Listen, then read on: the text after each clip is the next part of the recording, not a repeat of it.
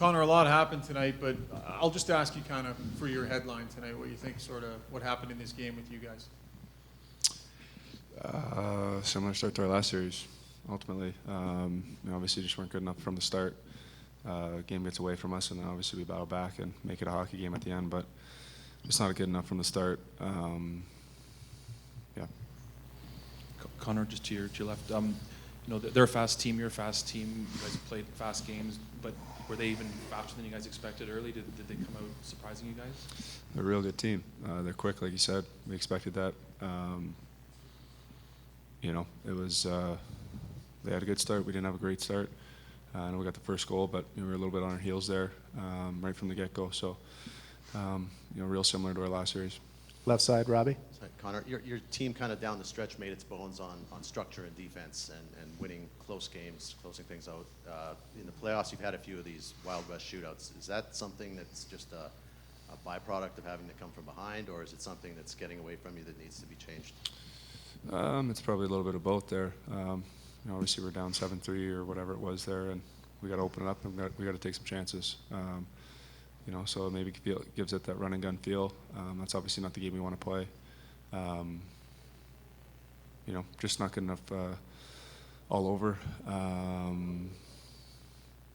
But something. A lot of stuff that we can clean up. A lot of stuff that was self-inflicted.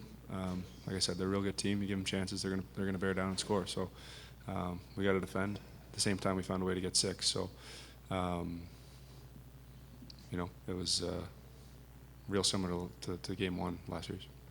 Front left. Yeah, I'll address this to Mike. I'm not sure if you saw the zone entry, but were you surprised that the third goal by Cale Makar was allowed? And can you explain maybe how it changed the course of the game for you guys?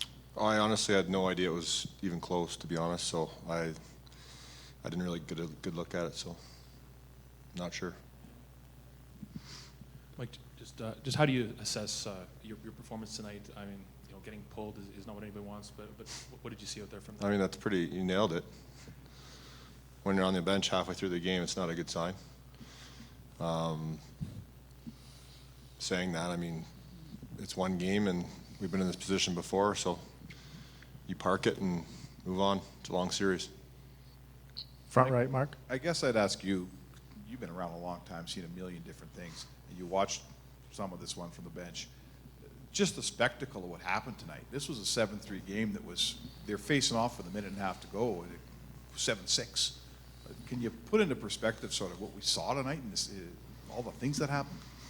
No, obviously we don't like game ones of series, but that being said, we're a resilient group that doesn't just roll over and die. That's an encouraging part.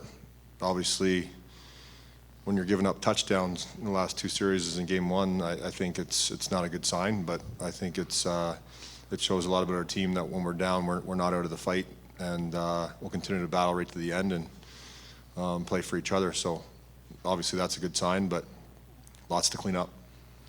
Any more questions for the guys? Okay. Thanks, guys. Appreciate it.